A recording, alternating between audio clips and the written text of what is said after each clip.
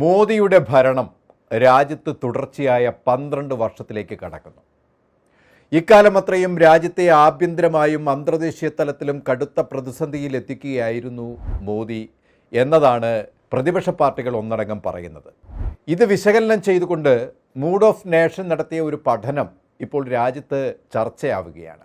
അതിൻ്റെ അടിസ്ഥാനത്തിൽ ഒരു വിശകലനമാണ് നമ്മളിവിടെ നടത്തുന്നത്.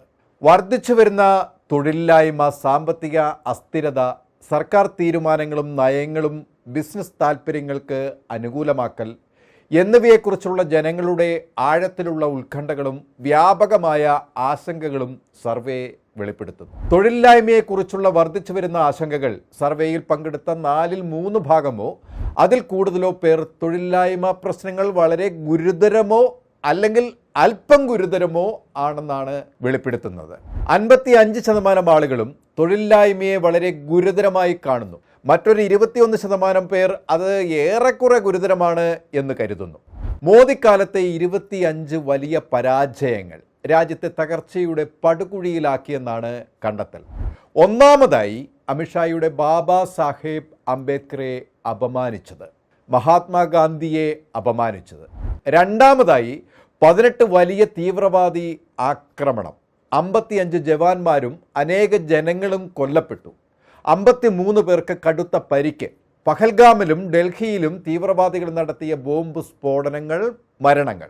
മൂന്നാമതായി 27 വലിയ റെയിൽവേ അപകടങ്ങൾ, 15 മരണങ്ങൾ, 60-ൽ പരം ആളുകൾക്ക് പരിക്ക്.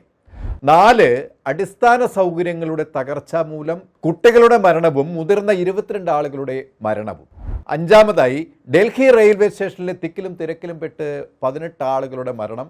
കുംഭമേളയിലെ തിക്കിലും തിരക്കിലും പെട്ട് മരിച്ചത് പുറത്തു വന്ന കണക്ക് പ്രകാരം 50-ൽ അധികം ആളുകളാണ്. അതിലും വലിയ മരണസംഖ്യയാണ് അവിടെ എന്നാണ് പ്രതിപക്ഷ പാർട്ടികൾ പറയുന്നത്. ആറാമത്തെ കാര്യം കർഷക മരണങ്ങൾ, കർഷക സമരങ്ങളെ അടിച്ചമർത്തൽ. 7 സിറപ്പ് ദുരന്തത്തിൽ 25 കുട്ടികൾ കൊല്ലപ്പെട്ടത്. 8 കുറ്റകൃത്യങ്ങൾ രാജ്യത്ത് വർദ്ധിക്കുന്നു.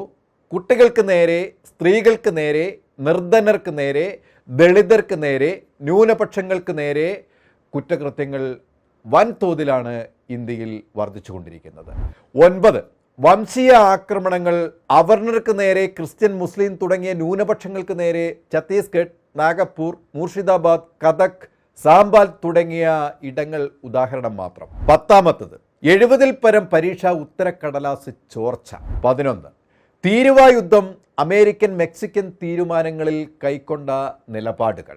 12 അമേരിക്കയിൽ ഇന്ത്യൻ പൗരന്മാരെ കൈകൾ ബന്ധിച്ച് മർദ്ദിച്ച സംഭവം. 13 ഇന്ത്യൻ പ്രധാനമന്ത്രി അമേരിക്കയിൽ മാധ്യമപ്രവർത്തകരോട് മിണ്ടാട്ടമുട്ടിയത്. 14 വിദേശ നിക്ഷേപത്തിലെ റെക്കോർഡ് കുറവ്. 15 ഡോളറിനെതിരെ ഇന്ത്യൻ രൂപയുടെ വൻ ഇടിവ്. 16 40,000-ത്തിലധികം ചെറുകിട സംരംഭങ്ങൾ നിർത്തലാക്കിയത്, അതിലൂടെ തൊഴിലില്ലായ്മ രൂക്ഷമായി. 17 തിരഞ്ഞെടുപ്പിൽ അട്ടിമറിക്കായി SIR അഴിമതി, രാജ്യത്താകമാനം BLOമാരുടെ മരണം. 18 സഞ്ചാർ സാരഥി ആപ്പ് വഴി ആളുകളുടെ ഡാറ്റ മോഷണം, ചാരപ്പണി. 19 വോട്ട് ചോരി വഴി ഇലക്ഷൻ അട്ടിമറി. 20 തൊഴിലാളികളുടെ ആശ്രയമായ മഹാത്മാഗാന്ധി തൊഴിലുറപ്പ് പദ്ധതി മാറ്റം വരുത്തിയത്. 21 ഡൽഹിയിലേത് അടക്കം വൻ നഗരങ്ങളിലെ വായു നിലവാര സൂചികയുടെ തകർച്ച. 22 ആരവല്ലി മലനിരകളുടെ തകർച്ച സാധ്യമാകുന്ന തീരുമാനങ്ങൾ. 23 ബലാത്സംഗ കേസിലെയും ലഹരിമരുന്ന് കേസിലെയും പ്രതികളുടെ വെറുതെ വിടൽ. 24 ലഡാക്ക് സംസ്ഥാന രൂപീകരണ പ്രതിഷേധം, തുടർന്നുണ്ടായ പ്രക്ഷോഭം, അറസ്റ്റ്. 25 ശബ്ദിക്കാൻ ശേഷിയില്ലാത്ത പാവങ്ങൾക്കെതിരെയുള്ള നിയമങ്ങൾ. ചുരുക്കി പറഞ്ഞാൽ തീവ്രവാദം, അഴിമതി, തൊഴിലില്ലായ്മ എന്ന BJP നടപടികൾ രാജ്യത്തെ ആകെ തകർക്കുന്ന സ്ഥിതിയിലേക്ക് എത്തിച്ചിരിക്കുകയാണ്. ഇത് 2025-ലെ മാത്രം വലിയ സംഭവങ്ങളുടെ ഏകദേശ കണക്കാണ് എന്നിരിക്കെ 2025-ലെ തന്നെ മറ്റനേകം ചെറിയ മോദി പരാജയവും 2025-ന്റെ പിൻവർഷങ്ങളിൽ മോദിക്കാലത്ത് രാജ്യത്ത് നടന്ന മറ്റനേകം അഴിമതികളും ഇവിടെ പ്രതിപാദിച്ചിട്ടില്ല എന്നതോർക്കണം. രാജ്യം ഡിജിറ്റൽ യുഗത്തിലേക്ക് കുതിക്കുന്നു എന്ന് മേനി നടിച്ച് മോദിക്ക് വേണ്ടി സ്തുതിപാഠകരുടെ ഉപജാപക സംഘം നടത്തുന്ന PR വർക്കുകൾക്ക് മറുപടിയായി ഇത്തരം അനേകം അഴിമതികളും ജനദ്രോഹപരമായ നടപടികളും ഇങ്ങനെ രാജ്യത്ത് തെളിഞ്ഞു നിൽക്കുകയാണ്. 140 കോടി ജനത്തിൻ്റെ 55% വരുന്ന ഭൂരിപക്ഷവും ആശങ്കയിൽ ഉഴലുകയാണ്.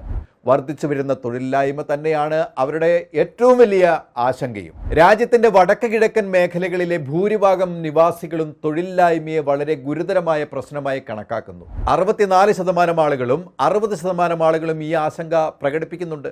തെക്കൻ നിവാസികൾ 48%വും തൊഴിലില്ലായ്മയുമായി ബന്ധപ്പെട്ട ആശങ്ക പ്രകടിപ്പിക്കുമ്പോൾ അവരുടെ എണ്ണം വടക്ക് കിഴക്കൻ നിവാസികളേക്കാൾ പിന്നിലാണ്. മോദി സർക്കാരിൻ്റെ ഏറ്റവും വലിയ പരാജയം തിരിച്ചറിയാൻ ചോദിച്ച ചോദ്യങ്ങളിൽ 21% പേർ തൊഴിലില്ലായ്മയാണ് മോദി സർക്കാരിൻ്റെ 11 വർഷത്തെ ഭരണത്തിനിടയിലെ ഏറ്റവും വലിയ പരാജയമെന്ന് ചൂണ്ടിക്കാട്ടി. മറ്റൊരു 21% പേർ വിലക്കയറ്റത്തിലും പണപ്പെരുപ്പത്തിലും ആശങ്ക അറിയിച്ചു. സാധാരണ പൗരന്മാർക്ക് പ്രയോജനം ചെയ്യുന്നതിനു പകരം വൻകിട ബിസിനസ്സുകളിലാണ് മോദി സർക്കാർ ശ്രദ്ധ കേന്ദ്രീകരിക്കുന്നത് എന്ന പൊതുജനധാരണയിലേക്കും സർവേ വെളിച്ചം വീശുന്നു. 2014 മുതൽ സർക്കാർ നയങ്ങളിൽ നിന്ന് വൻകിട കോർപ്പറേറ്റുകൾക്ക് പരമാവധി നേട്ടങ്ങൾ ലഭിച്ചതായി 51% ആളുകളും കരുതുന്നതായി സർവേ കണ്ടെത്തി.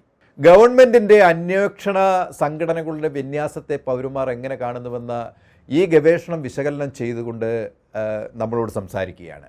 മുൻ സർക്കാരുകളെ അപേക്ഷിച്ച് മോഡി സർക്കാർ enforcement directorate, central bureau of investigation, ആദായ നികുതി വകുപ്പ് ഈ ഏജൻസികളെയൊക്കെ കൂടുതൽ ഉപയോഗപ്പെടുത്തുന്നുണ്ട് എന്ന് 45% ആളുകളും കരുതുന്നതായി പൊതുജനം വിലയിരുത്തുന്നു. അദാനി ഗ്രൂപ്പുമായി സർക്കാരിനുള്ള ആരോപണ വിധേയമായ ബന്ധം, യുണൈറ്റഡ് സ്റ്റേറ്റ്സ് കോടതി നടപടിക്കിടെ കൈക്കൂലി ആരോപണങ്ങൾ ഉയർന്ന സാഹചര്യത്തിൽ മോദി സർക്കാർ അദാനി ഗ്രൂപ്പിനെ പിന്തുണയ്ക്കുന്നതിനെയും എതിർത്ത് ജനം പറഞ്ഞു.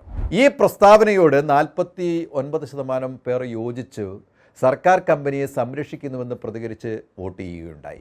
രാഹുൽ ഗാന്ധിയുടെ മോദിക്കെതിരെയുള്ള അവകാശവാദങ്ങളെ അടിസ്ഥാനമാക്കി ഭൂരിപക്ഷം വരുന്ന ജനവിഭാഗവും അനുകൂലമായ പ്രതികരണങ്ങളാണ് ഉണ്ടായത്. അതിനർത്ഥം രാജ്യം കടുത്ത പ്രതിസന്ധികളിൽപ്പെട്ട് ഉഴലുകയാണ് എന്നതാണ്. ഒരു മാറ്റം രാജ്യം ഇപ്പോൾ ആഗ്രഹിക്കുന്നുണ്ട്. ശ്വാസം മുട്ടിയ വർഗീയ അഴിമതിക്കാലത്ത് വിരാമമിട്ടുകൊണ്ട് സ്വാതന്ത്ര്യം പുനഃസ്ഥാപിക്കുന്ന ഒരു കോൺഗ്രസ് കാലമാണ് ജനം കാത്തിരിക്കുന്നത്. അത് കൊണ്ടുവരാൻ ജനം മുന്നിട്ടിറങ്ങിക്കഴിഞ്ഞു.